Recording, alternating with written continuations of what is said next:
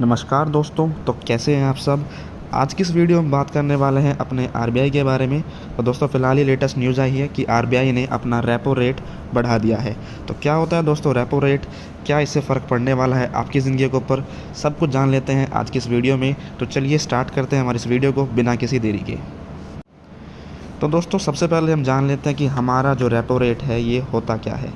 तो दोस्तों repo rate एक वो रेट होता है, इंटरेस्ट होता है, वो ब्याज दर होती है जिस पे हमारा जो आरबीआई है वो बाकी के जितने भी कॉमर्शियल बैंक्स इंडिया के इसके अंडर आते हैं, जैसे हमारे पास एसबीआई आता है या हमारे पास कैनरा बैंक आता है, यानी कि बाकी जितने बैंक है, पंजाब नेशनल बैंक है या कोटक महिंद्रा बैंक है, यानी कि वो सारे बैंक जो आरबीआई के अंडर आते हैं वो कभी ना कभी आरबीआई से लोन लेते हैं जब भी इनके पास फंड्स की कमी होती है।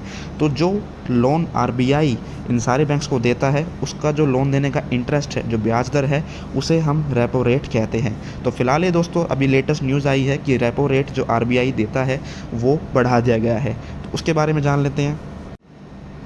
तो दोस्तों फ़िलहाल ही पता चला है कि आरबीआई ने अपना जो रेपो रेट है वो 40 पॉइंट से बढ़ा दिया गया है। 2018 में दोस्तों जो ये रेपो रेट है, 2018 में ये जो रेपो रेट है ये 4% का था, लेकिन फ़िलहाल अब आज के दिन इसको बढ़ाकर 4.4% तक कर दिया गया है। तो दोस्तों अभी जो रेपो रेट है ये बढ़ गया है। अब इससे आपके ऊपर क्या फ़र्क पड़ने वाला है उसके बारे में जान लेते हैं।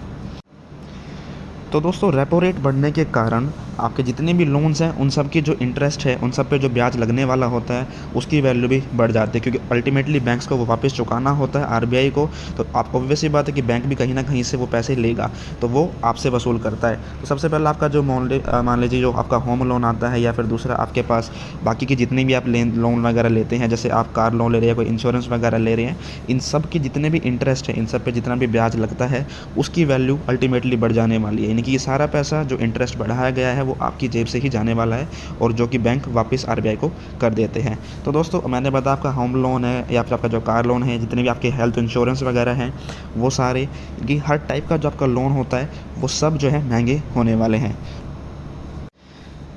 लेकिन दोस्तों जो हमने अब पता चला कि आरबीआई ने अपना जो रेपो रेट है वो बढ़ा दिया है, लेकिन इसके पीछे कारण क्या है कि ये रेपो रेट जो है बढ़ाया क्यों जाता है, अब इसके बारे में हम जान लेते हैं। मेजर रीज़न है वो है दोस्तों इन्फ्लेशन। इन्फ्लेशन को अगर मैं आम भाषा में समझाऊँ तो आप अगर एक कंट्री में रहते हैं तो वहाँ जो कॉस्ट ऑफ लिविंग है, जो आपके डेली रहने सहने का खर्चा है, जो मोटा मोटा खर्चा आपकी ज़िंदगी में होता है, उसे दोस्तों इन्फ्लेशन कहते हैं। तो जो ये आपका खर्चा है ये किस रेट से बढ़ रहा है, किस फास्ट कितनी तरीके से कितनी तेज़ बढ़ रहा है, उसको दोस्तों इन्फ्लेशन कहा जाता है। तो फिलहाल देखा गया कि इंडिया में जो रेट ऑफ इन्फ्लेशन है वो काफ़ी ज़्यादा बढ़ रहा था, तो उसी को दोस्तों कंट्रोल करने के लिए, उसी को कम करने के लिए जो रेपो रेट है वो बढ़ा दिया जाता है। तो दोस्तों आपने इस पूरी वीडियो में जान लिया कि फ़िलहाल आरबीआई ने रेपो रेट बढ़ा दिया गया है। पहले वो 4% था, अब वो 4.4% कर दिया गया है। इससे आपको नुकसान में कि आपके जितने भी लोन्स वगैरह भी सारे कॉस्टली हो जाएंगे, लेकिन अल्टीमेटली सरकार ने ऐसा इसलिए किया है, या मैं स्पेशली कहूँ तो आरबीआई ने ऐसा इसलिए कहा है क्योंकि वो जो रेट ऑफ इन्फ्लेशन है, जो कॉस्ट ऑफ लिविंग है, उसे कम करना चाहता है। थैंक यू दोस्तों। अगर आपको ये वीडियो हल्की सी भी पसंद आई हो तो वीडियो को लाइक कर देना, शेयर कर दीजिएगा अपने दोस्तों के साथ। Thank you. फिर से मिलते हैं एक नई वीडियो के साथ।